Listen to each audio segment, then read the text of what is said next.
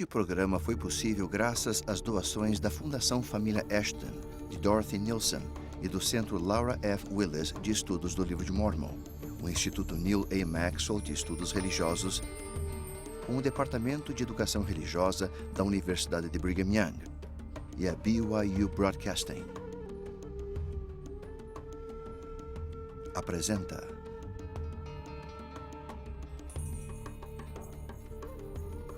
Quem é este homem da antiguidade que se encontra na encruzilhada da história? Ele é um grande mestre, um revolucionário, um profeta. Ou ele é, de fato, o filho divino de um pai divino? O salvador literal do mundo? Ao tentar responder essas perguntas, vários estudiosos descartam a parte divina e a separam do Jesus da história, o mortal, do Jesus da fé, o Filho de Deus.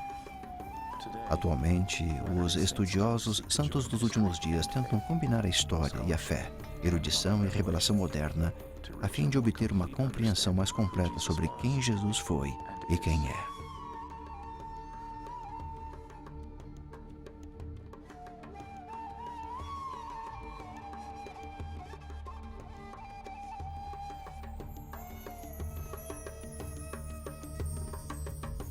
O Messias, eis o Cordeiro de Deus. Após o batismo de Jesus no Rio Jordão, os evangelistas relatam o poder e autoridade divina que ele manifestara no início de seu ministério. A reprovação do tentador no deserto, a purificação do templo em Jerusalém e o chamado dos 12 apóstolos para se unirem ao seu ministério são evidências que Jesus reconhecera e aceitara o seu chamado como Messias há muito prometido.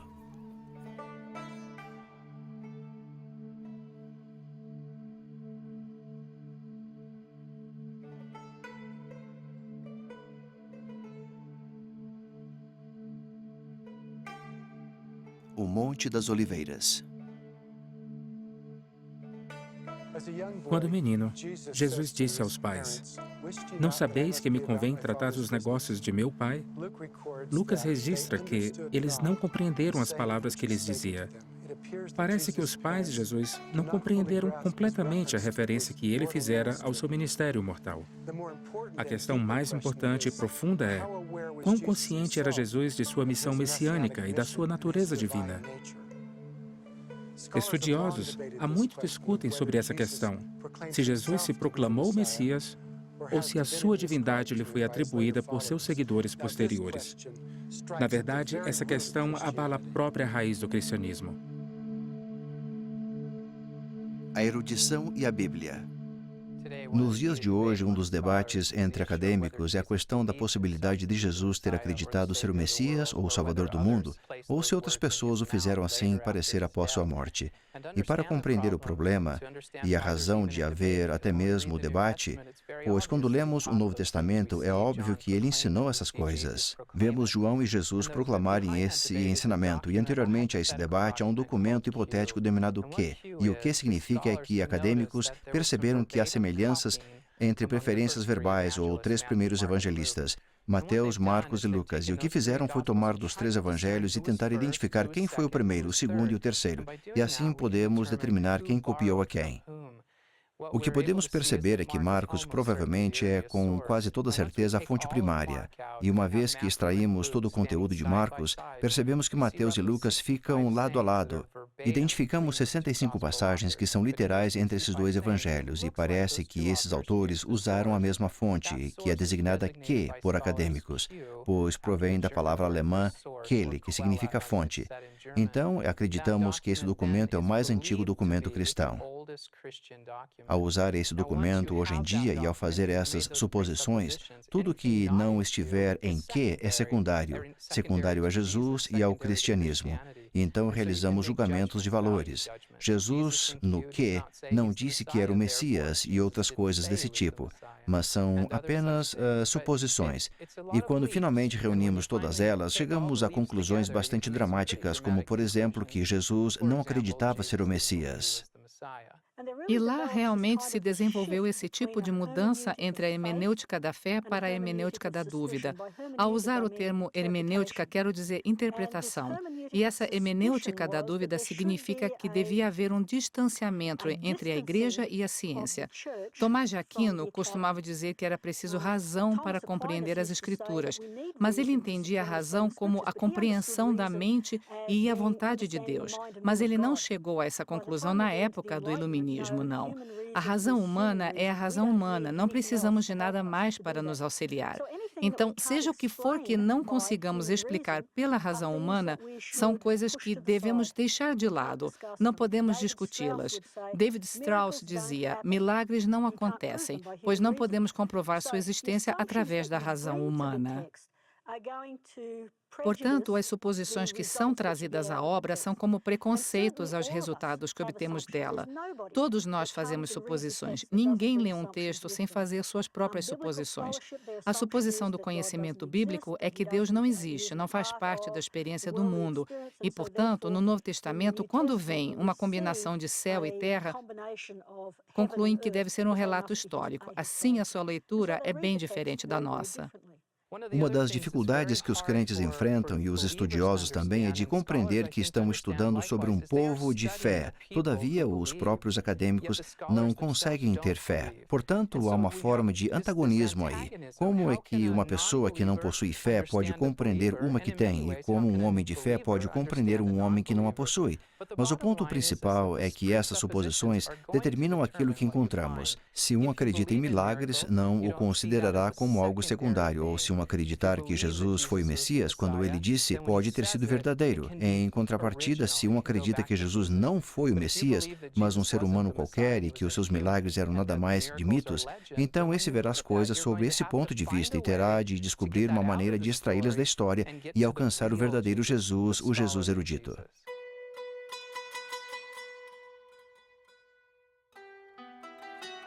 João Batista.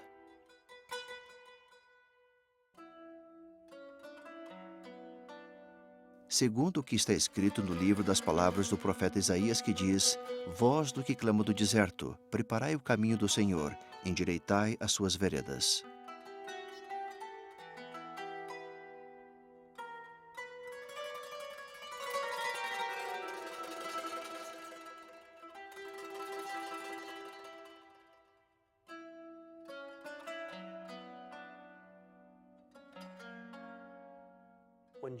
Quando João Batista completou 30 anos de idade, ele iniciou seu ministério como profeta de Deus. A reação do público a ele foi imediatamente emocionante e cheia de expectativa. O povo judeu não via um profeta de Deus há muitas gerações, mas prontamente reconheceram-no como um. O povo ouviu João e saiu das cidades para vê-lo. Logo lemos sobre as multidões. Até mesmo os publicanos e alguns soldados disseram: Mestre, que devemos fazer? O clamor é realmente bem dramático e até mesmo no versículo 15 de Lucas lemos: e o povo estava em expectação. A ideia é que há a expectativa de algo. E o resto desse versículo dá uma indicação de que isso seja, e pensando todos em seus corações, se porventura seria o Cristo. Aquele seria o Messias que há muito era esperado? Essa expectativa estava presente de várias maneiras na mente daquelas pessoas. João tinha o perfil do Salvador e eles vinham em massa das cidades para ouvi-lo, desejando mudanças. Em João, no capítulo 24 em especial, há muitos que tinham sido enviados dos fariseus entre o povo, dizendo-lhe: quem és tu e qual é a tua missão aqui? Os fariseus, como populacho judeu, honrou João como um profeta, e ambos ficaram desapontados e profundamente entristecidos por ocasião de sua execução nas mãos do rei Herodes Antipas. Entretanto, os saduceus, aqueles sacerdotes chefes e anciãos responsáveis pelo governo e administração da Judéia e de Jerusalém, estavam, por algumas razões, descontentes com João. Em primeiro lugar, eles acreditavam que a era profética havia terminado e resistiam a novas tentativas de trazer à tona novas manifestações proféticas. Em segundo lugar, os saduceus veemente se opuseram à ideia de que Israel teria um Messias que se tornaria rei e mudaria a ordem política. Os saduceus sacerdotes chefes e anciãos eram aliados de Roma e, de fato, auxiliavam-na a governar a Judéia. Enquanto o governador romano administrava os negócios da Judéia num nível geral, os saduceus, dirigidos pelo sumo sacerdote, governavam Jerusalém no nível local e não precisavam de um novo profeta que trouxesse novas profecias sobre um Messias que estava por vir para atrapalhar a administração em vigor, tanto em Jerusalém como no Monte do Templo. Então, os líderes fariseus, incluindo pessoas como Nicodemos, que faziam parte do Senado judeu, o Sinédrio de 71 membros, provavelmente estavam bastante entusiasmados com a aparição de João. Os saduceus se opuseram muito fortemente tanto a João como eventualmente o fariam a Jesus. O batismo.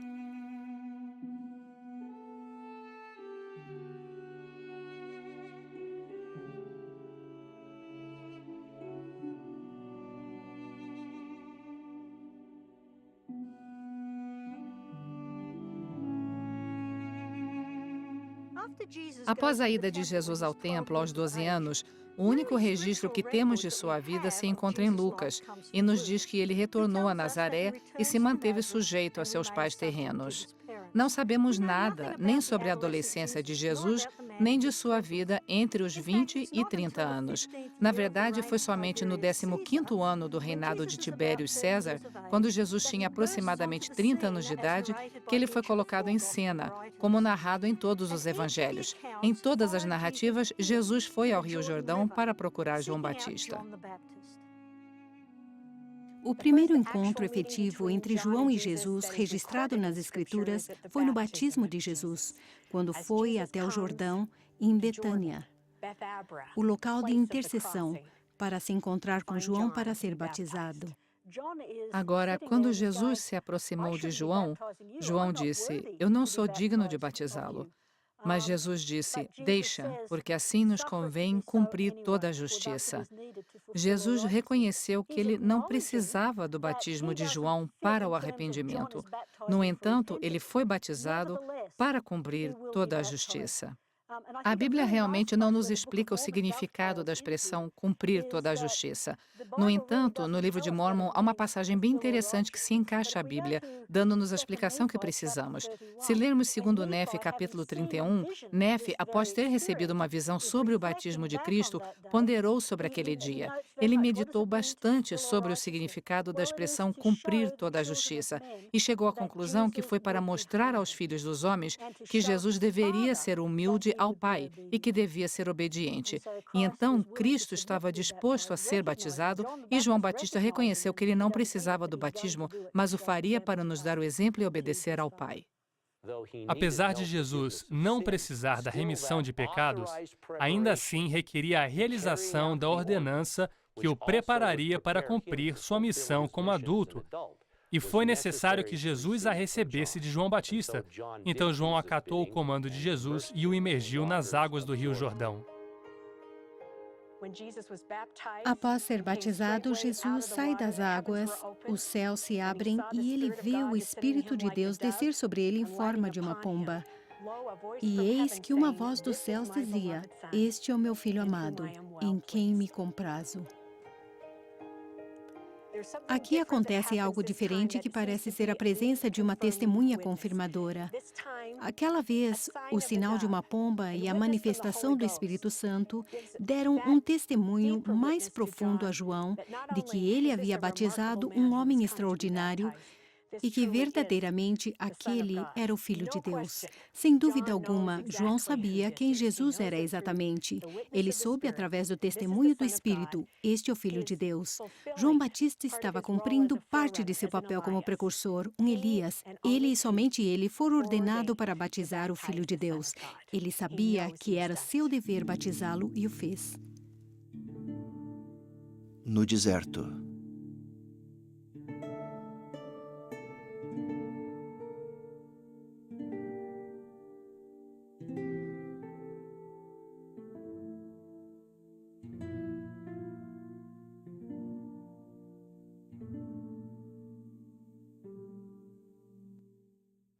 Não muito longe daqui, Jesus foi batizado. Sobre meu ombro direito fica a antiga cidade de Jericó, e além dela, o Rio Jordão, onde acreditamos que Jesus foi batizado. O batismo de Jesus foi um exemplo extraordinário de obediência ao mandamento e à vontade de seu Pai. Acho justo dizer que, para a maioria das pessoas, o batismo de Jesus marca o início de seu ministério mortal. E também acho que uma pessoa esperaria que, após tal demonstração de poder e autoridade durante o batismo, Jesus imediatamente se encaminharia a Jerusalém e iniciaria a ensinar e a exortar no cume da montanha e também no templo, onde ele ensinou com frequência. Mas, de fato, não foi esse o caso. Muitas pessoas acreditam que Jesus veio para um local próximo à antiga cidade de Jericó, perto daqui. Esse deserto, região estéril, torna-se um lugar de jejum e oração para o Salvador.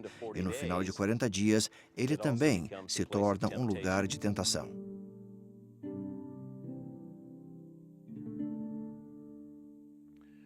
Para compreender o deserto judeu, é preciso ter uma ideia da topografia desta região. Inicialmente, começamos aqui com Jerusalém. Ao oeste do Monte das Oliveiras, há uma estrada que circunda a parte sul desse monte e do Mar Morto, denominado o Caminho do Sal. A outra estrada, que aparece no topo do Monte das Oliveiras, vindo do Vale do Cedro, ela encosta ao leste até Jericó. Entre essas duas estradas, assim como para o norte e o sul, fica o deserto da Judéia. Não há nada de plano na topografia. Só se vê colinas que se desgastaram ao longo dos milênios pela chuva, o vento e etc. Jesus realizou o seu jejum no deserto por 40 dias. Ele parece ter sido sustentado pelo Espírito durante aquele tempo. E é ao final daquele período que Satanás se aproxima dele e o desafia e o tenta. Na verdade, a palavra tentação também pode provavelmente ser traduzida para desafio. E então o Salvador teve de passar por verdadeiros desafios. Não há dúvida que houve tentações, mas definitivamente esse foi o desafio que Jesus teve de passar antes de seu ministério. E foi uma experiência que ele nunca abandonou, enquanto se empenhava para cumprir o que o seu Pai Celestial o chamara para ser e para fazer. À medida que aprendia graça sobre graça e linha sobre linha, este é o lugar onde começou a compreender o que precisava fazer. E foi nesse momento, depois desse jejum e de ficar absolutamente faminto, e exatamente naquele momento, Satanás o atacou. E disse-lhe o diabo: se tu és o Filho de Deus, dize a esta pedra que se transforme em pão.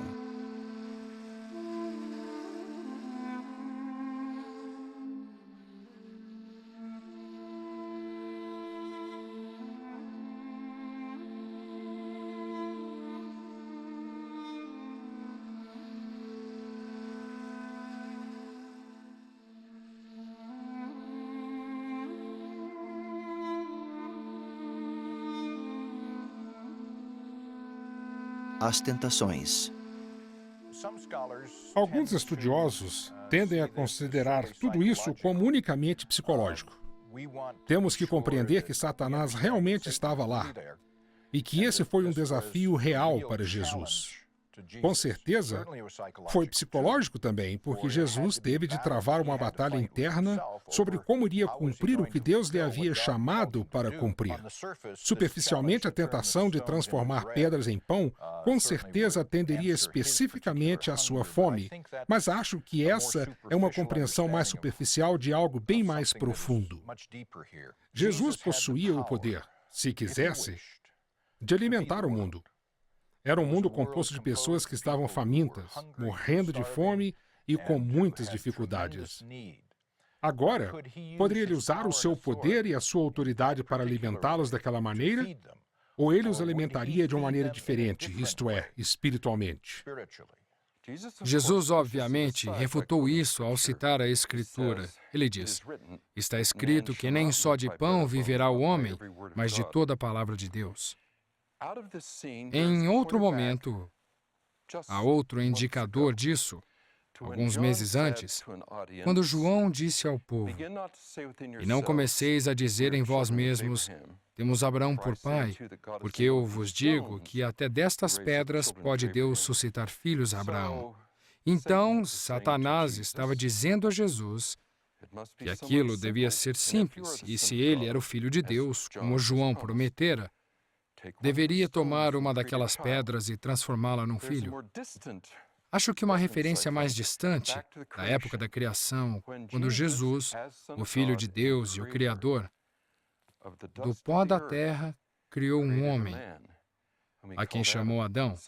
Assim, de fato, Satanás diz a ele que, se antes ele fora capaz de criar um homem do pó, então por que não haveria de criar pão de uma simples pedra? E então o diabo transportou a cidade santa e colocou-o sobre o pináculo do templo e disse-lhe: se tu és o Filho de Deus, lança-te de aqui abaixo.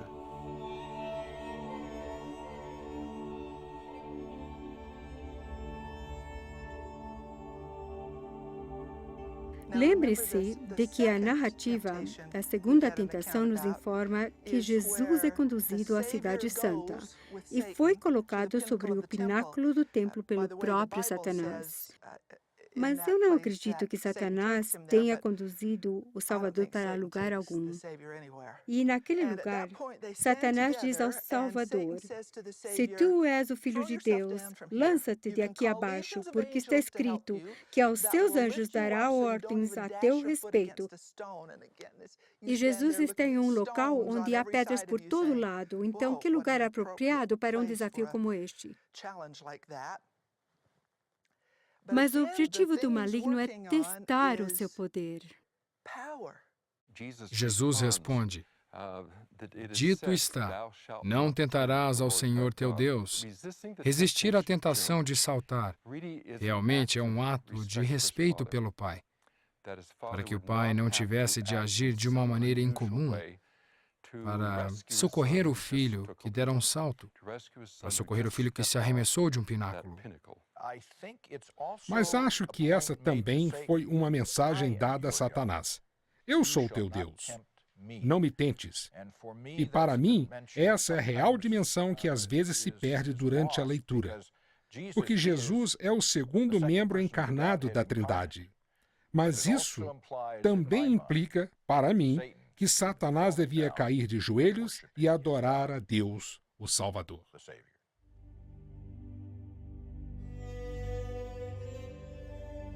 E o diabo, levando-o a um alto monte, mostrou-lhe num momento de tempo todos os reinos do mundo. E disse-lhe o diabo: dar-te-ei a ti todo este poder e sua glória, porque a mim me foi entregue, e dou a quem quero. Portanto, se tu me adorares, tudo será teu.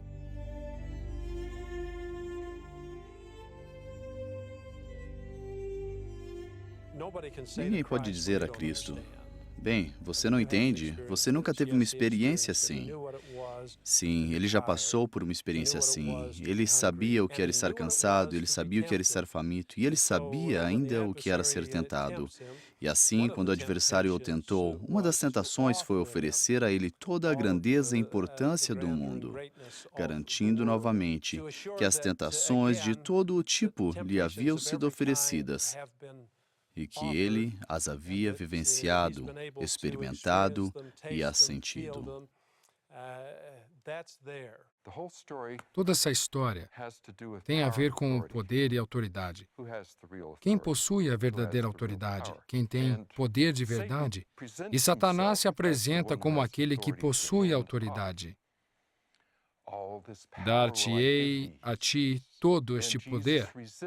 E Jesus resistiu porque sabia que o poder real e verdadeiro e a autoridade estavam no céu com seu Pai.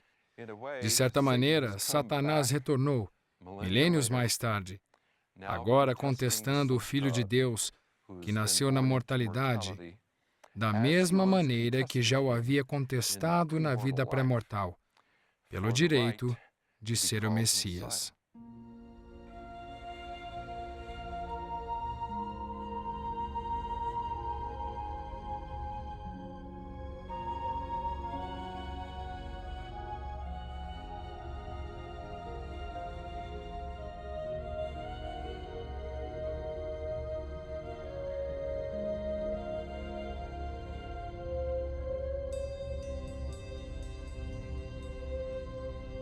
Jesus inicia o ministério. O que sabemos com certeza, a partir das 3 narrativas sinópticas, é que certas coisas tinham de acontecer antes que Jesus iniciasse seu ministério formal. Evidentemente, ele teve de ser batizado, e foi necessário que ouvisse a voz confirmadora do Pai, para quem nas narrativas de Marcos e Lucas foi a Jesus, e nas de Mateus, as pessoas que estavam ao seu redor de que Jesus era o Filho de Deus. Então ele se dirigiu para o deserto onde foi tentado, mas principalmente foi para estar com Deus. Às vezes focamos-nos tanto nas tentações que nos esquecemos de que o propósito dele ir para o deserto foi para que pudesse estar com Deus. É bem interessante quando Lucas deixou claro que, quando Jesus retornou, e isso está em Lucas 4,14, ele voltou a Galileia pelo poder do Espírito. Portanto, foi somente após esses passos iniciais serem tomados que Jesus ficou pronto para iniciar o seu ministério.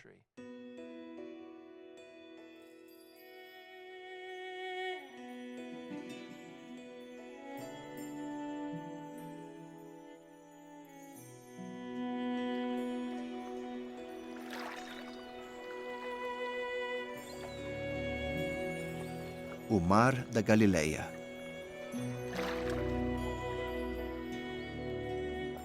Acho que foi extremamente difícil para ele deixar o Mar da Galileia, deixar a região da Galileia que amava e, como dizem as Escrituras, manifestou o firme propósito de ir a Jerusalém. Foi como se tivesse que, pela própria força de vontade, se forçar a ir à Terra Santa. Acho que, quando mais conhecemos este lugar, passamos a amar o que ele amava. E realmente acredito que esta era a sua amada Galileia. Eu realmente acho que ele teve de deixar sua terra natal. É como se mudássemos de cidade.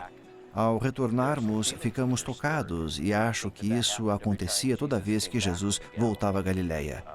Sua família morava aqui e ele amava tanto que teríamos dificuldade de compreender a dimensão de seu amor. E enquanto Jesus andava pelas vilas, consigo visualizá-lo cumprimentando o sapateiro ou o vendedor de água.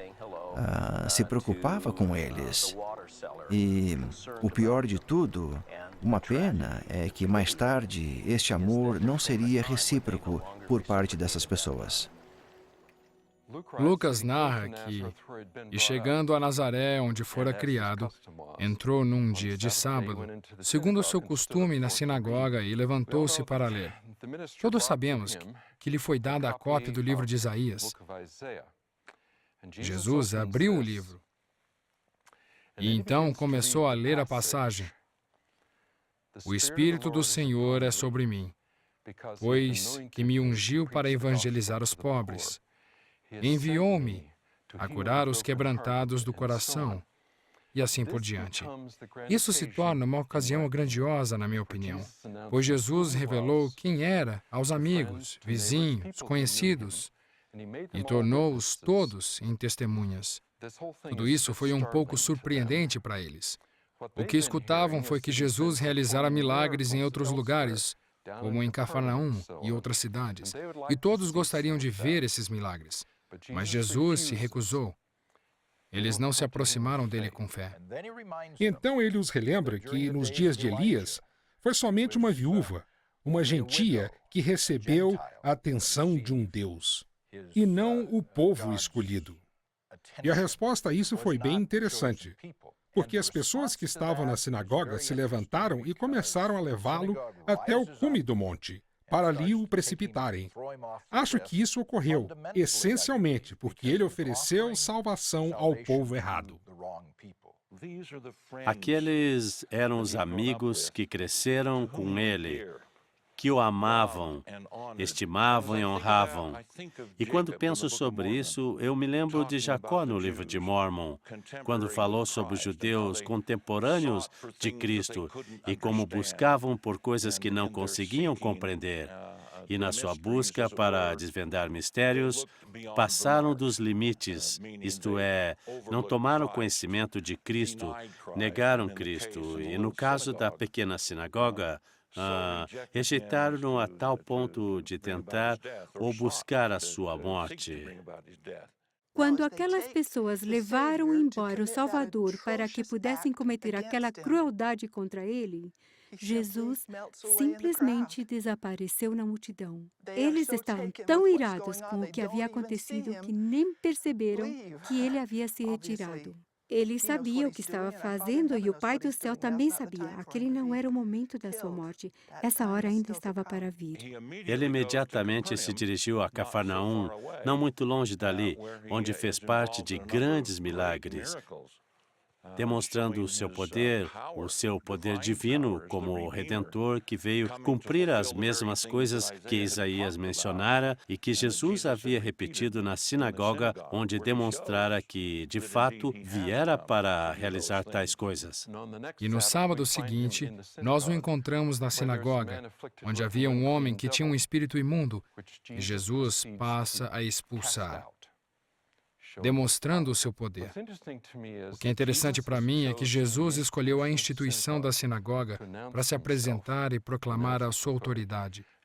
E ele também escolheu a instituição da sinagoga para demonstrar o seu poder. Para mim é interessante que Jesus escolheu a sinagoga para realizar essas coisas, pois a sinagoga é um lugar de devoção, lugar de adoração, lugar de leitura das Escrituras, um lugar de aprendizagem. Esse é o lugar escolhido por Jesus para se revelar. E, em minha opinião, a diferença entre a sinagoga, onde ele estava, e a instituição da igreja, que em breve ele organizaria, é pouca. Dessa maneira, ele respondeu ao desafio do diabo. A purificação do templo.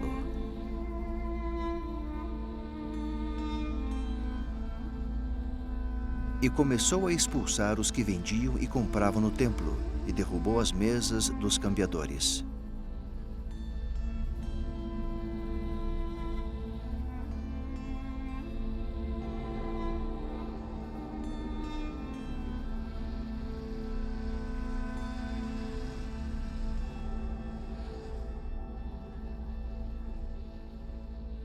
O complexo do Templo de Herodes era uma estrutura absolutamente maciça, e era para ser assim para que dezenas de milhares, e até mesmo centenas de milhares de peregrinos provenientes de Jerusalém poderiam todos, de uma maneira organizada, ser levados para cumprir as exigências da lei de Moisés. O templo foi construído de tal maneira que havia passagens de entradas controladas. Os peregrinos podiam mover-se rapidamente para pátios externos antes que se movessem progressivamente mais próximos à área sagrada. Às vezes temos a sensação que, quando Jesus purificou o templo, ele estava perto do altar ou da entrada. Mas, muito provavelmente, ele estava nos pátios externos disponíveis e abertos a todos, até mesmo aos gentios. Eram chamados de pátios dos gentios. Hoje realmente sabemos que, arqueologicamente, que Herodes construiu lojas e locais para transações comerciais abaixo dos pátios do templo. Mas por alguma razão essa atividade se estendeu até os pátios externos no monte do templo, e há toda a razão para assumir que isso foi feito com aprovação e conivência das autoridades clericais. Nessa época, administrar um templo era um bom negócio, e as hierarquias sacerdotais que controlavam os interesses dos templos, como em Jerusalém, lucravam com essa situação. Se as pessoas necessitassem trocar dinheiro, o que era imprescindível, isso era um mal necessário. Era necessário trocar o dinheiro dos gentios, que levavam imagens de pessoas sobre as moedas, pelo shekel do templo. E se as pessoas estivessem trocando esse dinheiro e comprando e vendendo animais para serem sacrificados nos pátios, tudo isso era feito com pelo menos a aprovação subentendida do clero. Então, quando Jesus surgiu nos pátios do templo, sem dúvida como peregrino, e tomou conhecimento dessa situação, temos toda a razão de esperar ou presumir que a sua ira se voltou para a administração e para as pessoas que faziam transações comerciais. Após começar a subverter a ordem, soltando os animais, ele disse: "Não está escrito, a minha casa será chamada por todas as nações casa de oração, mas vós a tendes feito covil de ladrões." De certa maneira, isso é provavelmente o que é referido em Jeremias 7:11, onde está profetizado que a casa do Senhor se tornaria um covil de ladrões. Mas em grego, a palavra para ladrões é uma forma de substantivo lestes, que pode significar bandido, mas também pode significar rebelde ou usurpador, insurgente. E nós percebemos que Jesus considerava o templo como um esconderijo ou local de operação de pessoas que não possuem autoridade apropriada. E há toda razão para crer que o negócio clerical naquela época era lucrativo. Apesar de todos serem sacerdotes da casa de Arão, não havia um sacerdote legítimo por gerações. Isso não era simplesmente uma questão de compra e venda de animais, além do câmbio de moedas. Tinha a ver com a sua aparente autoridade para administrar o templo como eles bem entendessem. E até certo ponto, eles não devem ter sido todos tão egoístas. Isso tudo é o último vestígio de uma autonomia judaica. O governo romano permitiria que o Sinédrio, especialmente sob a direção do sumo sacerdote, administrasse a Judéia, mas o templo era o último vestígio da independência nacional e cultural judaica. Assim, eles faziam tudo o possível para proteger o templo, mas pelo fato de Jesus questionar sua autoridade, ele se tornou com certeza uma grande ameaça. Vinde a mim.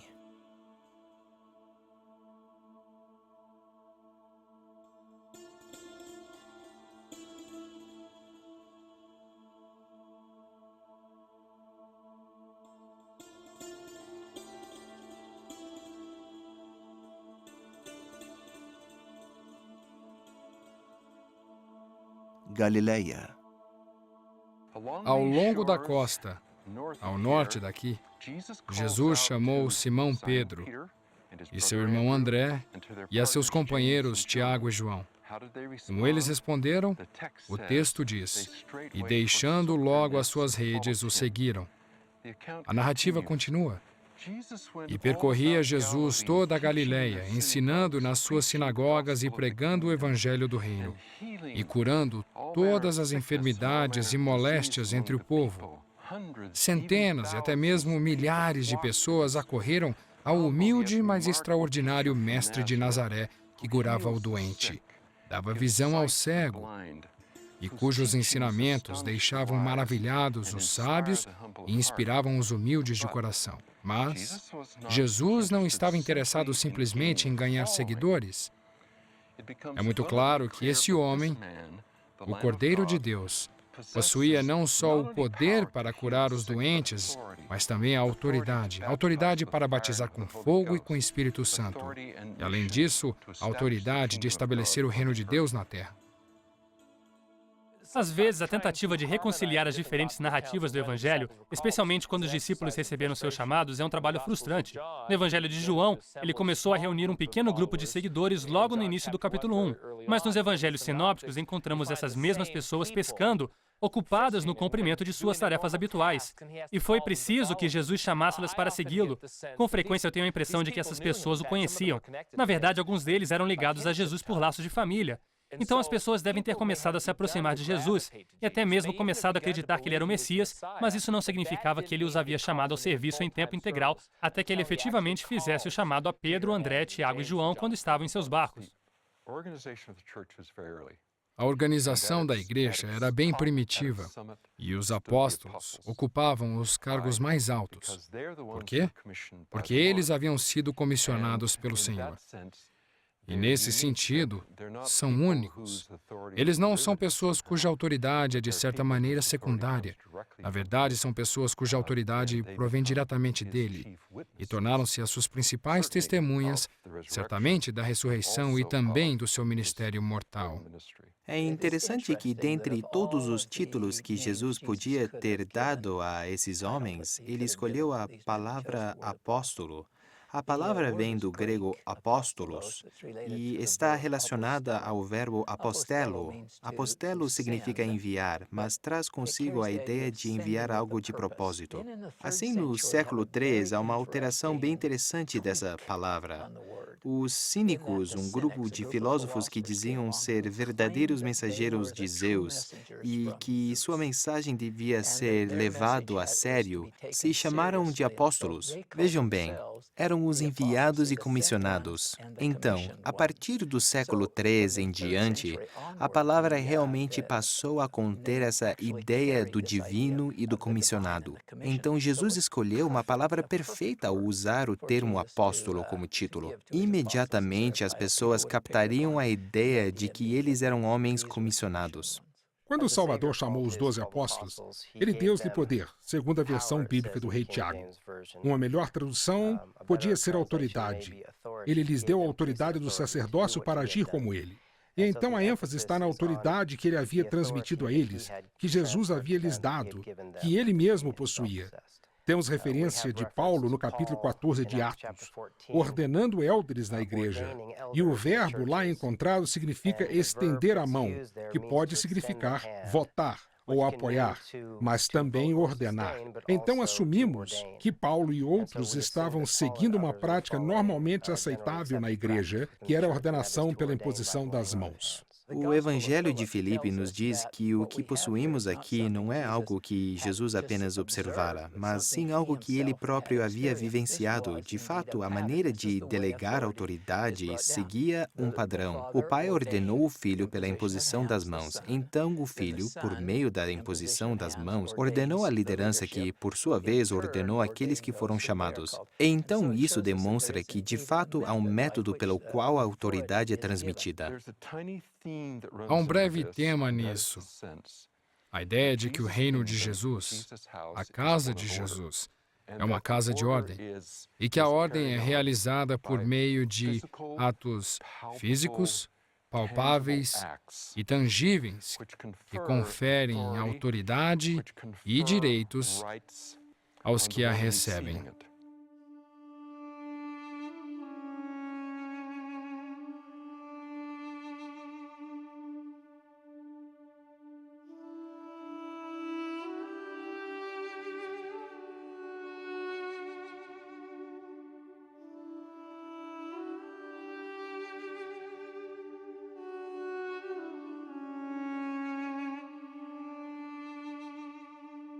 Lucas nos oferece a primeira narrativa detalhada sobre o chamamento dos primeiros 4 apóstolos.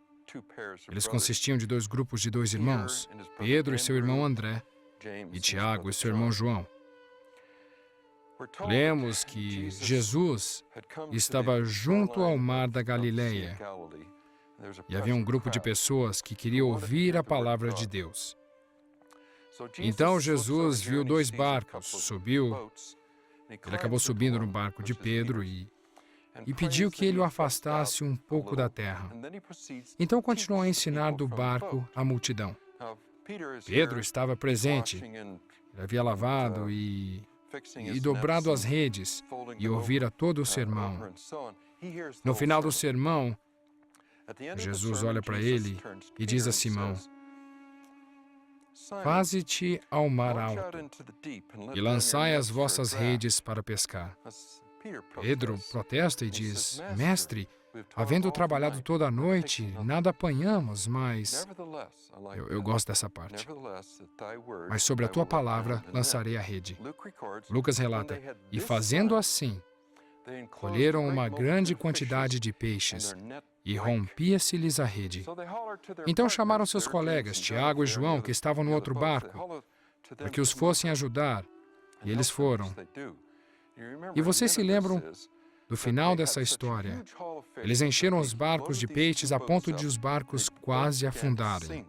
Jesus, naquele momento, os chamou e pediu que abandonassem sua profissão. Eles eram pescadores, e era assim que se sustentavam. Então, o que fariam suas famílias?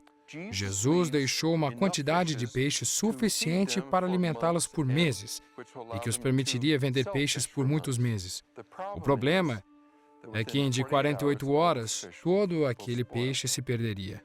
Até que nos deparamos com uma pequena nota de Estrabão, que foi um geógrafo naquela época, dizendo que da costa oeste chegava-se até a cidade de Magdala. Ele a chamou de um nome diferente, mas é o mesmo lugar. E havia lá uma indústria de salgamento de peixes.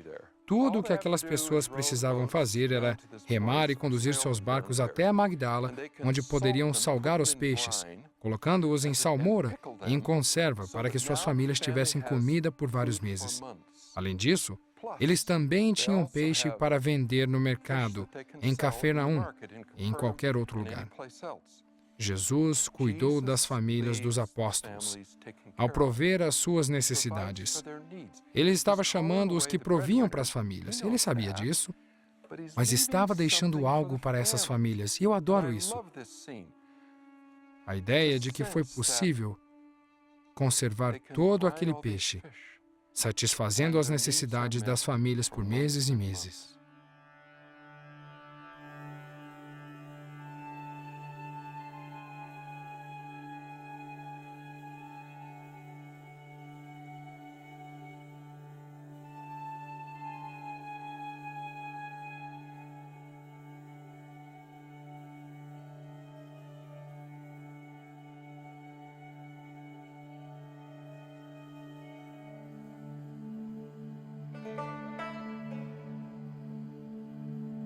E então, eles, deixando logo as redes, seguiram-no.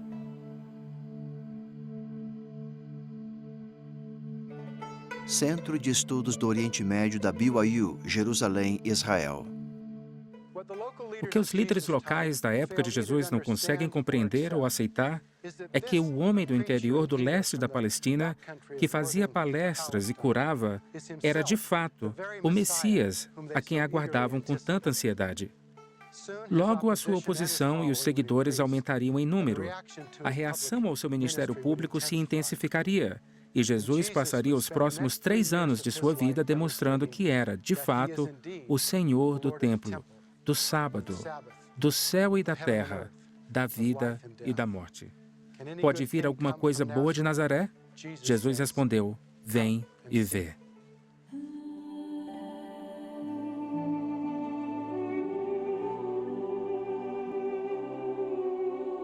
O batismo de Cristo assinalou o início de um ministério extraordinário.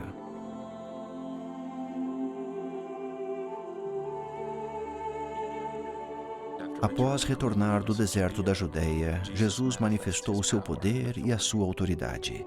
Ele curou doentes e aflitos, afugentou os comerciantes do templo e, ao chamar os 12 apóstolos, estabeleceu sua igreja na terra.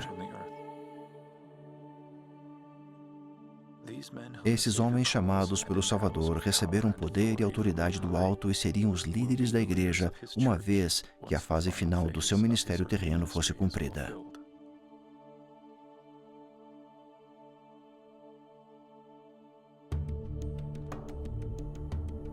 O Messias, eis o Cordeiro de Deus.